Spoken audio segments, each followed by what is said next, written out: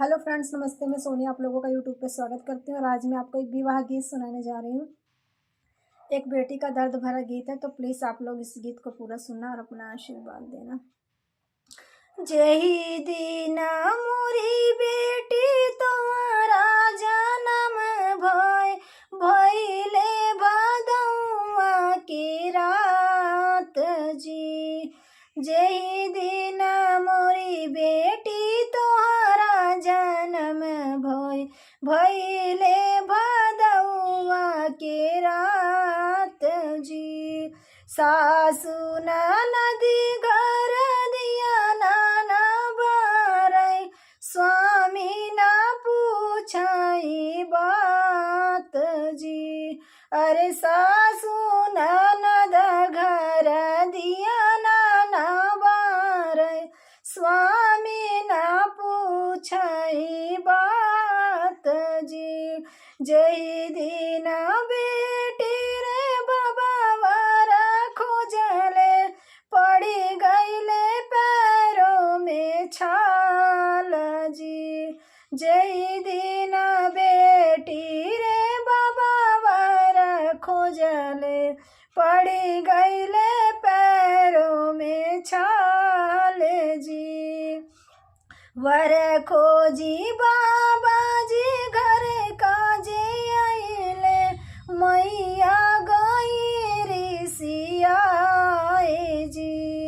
वर खोजी बाबा जी घर का आइले, मैया गई ऋषियाए जी। जय दीना बेटी रे तो का बिया है, भइले सुहाग वाली रात जी। जय दीना मोरी बेटी तो का बिहाले सुहाग वाली रात जी। सासु ननद घर मंगल गावे, स्वामी मोरे दिए कन्यादान जी। सासु ननद घर मंगल गावे, स्वामी मोरे दिए कन्यादान जी। जहि दिन बेटी रे तो का विदा भइल, मोरे कर जावा फाटै रे। तो का विदा कई के फाट जय श्री राम। रही गईली मैया अकेल रे।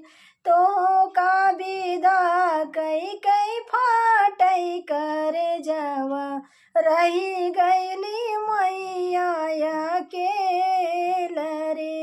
जय दिन मोरी बेटी तुम्हारा जन्म भइले भदौआ के रात।